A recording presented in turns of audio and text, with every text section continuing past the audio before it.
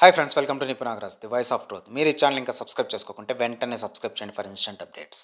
ఇక ఈరోజు మా టాపిక్ నందమూరి వీరుల తీవ్ర కష్టాలు అని తల్లడిల్లిపోతున్నారు మన ట్రేడ్ పండితులు. మనకు తెలుసు కదా, నందమూరి హవా చిరంజీవి రాకతోనే అదో గతి పాలయ్యిందని. తర్వాత నట వారసుడిగా బాలయ్య వచ్చినా కూడా పెద్దగా చేసిందేం లేదు. ఆ తర్వాత నట మనవడిగా చిన్న ఎన్టీఆర్ వచ్చినా కూడా ఉపయోగం లేకపోయింది. ఇంకా చెప్పాలంటే మెగాస్టార్ చిరంజీవి సినిమా ఎప్పుడు వస్తుందా, దాని వెనకమాల నాది వదులుదామా, ఓవర్ఫ్లోస్ తిందామా అని చూస్తూ ఉంటాడు బాలయ్య ఇప్పటికి కూడా. ఇక చిన్న ఎన్టీఆర్ అయితే అదే మెగాస్టార్ తనయుడైన రామ్ చరణ్ సినిమాలో సైడ్ హీరోగా చేసి ఇక అట్లాంటివే కంటిన్యూ చేసుకుంటూ ఉన్నాడు. నిజంగా ఇది తీవ్రంగా కలిచివేసే అంశాలే. మొన్న చూసాం కదా, రామ్ చరణ్ పక్కన సైడ్ హీరోగా చేసినట్టే బాలీవుడ్ కండల కాంతారావు అయిన హృతిక్ రోషన్ అనియా పక్కన కూడా సైడ్ హీరోగా చేసి క్రెడిట్ దొబ్బేద్దాం అనుకున్నాడు చిన్న ఎన్టీఆర్.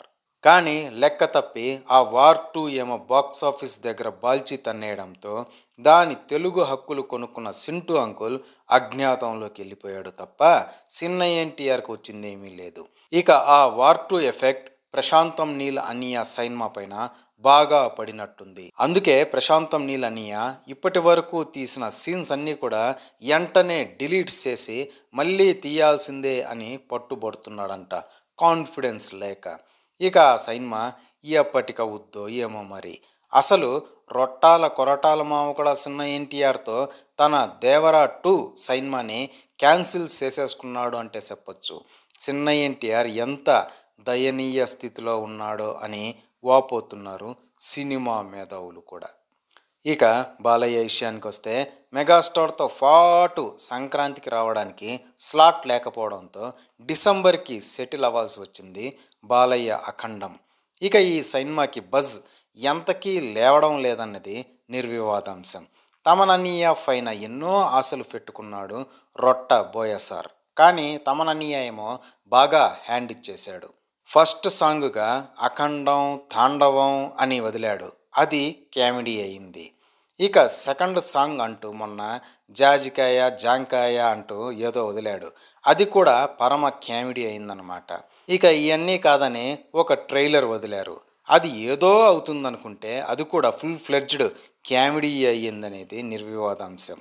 వీటికి తోడు బాలయ్య గెటప్ కూడా అఘోరాలా కాకుండా బుడబొక్కలోడిలా ఉండడం కూడా ఒక ప్రధాన కారణం అని విశ్లేషిస్తున్నారు మన ట్రేడ్ పండితులు. ఇలా వదిలిన ప్రతి పబ్లిసిటీ కంటెంట్ తుస్ తుస్ అవడంతో అఖండం లేవడం లేదన్నది నిర్వివాదాంశం. ఈ విషయమే ధృవీకరిస్తున్నాయి నార్త్ అమెరికా బుకింగ్స్ కూడా. మామూలుగా మెగాస్టార్ సినిమాతో 40 అని చెప్పగానే అప్పులు చేసి మరీ తానా తందానా సందాలు వేసుకుంటారు అక్కడి ఎన్ఆర్ఐ అంకుల్స్. కానీ ఇప్పుడు మెగాస్టార్ సినిమా కూడా లేకపోవడంతో బాలయ్య ఎవడో మాకు తెలీదో అన్నట్టు గాలికి వదిలేశారనమాట. ఇంకో 9 రోజుల్లో ప్రీమియర్స్ పెట్టుకొని కూడా ట్రైలర్ వచ్చి కూడా ఇంకా $100,000 కూడా దాటలేదంటే ఇక అప్కమింగ్ డిజాస్టర్ కిందే దీన్ని లెక్కేసుకోవాలి అని ట్రేడ్ అయితే ఫిక్స్ అయిపోయిందనమాట.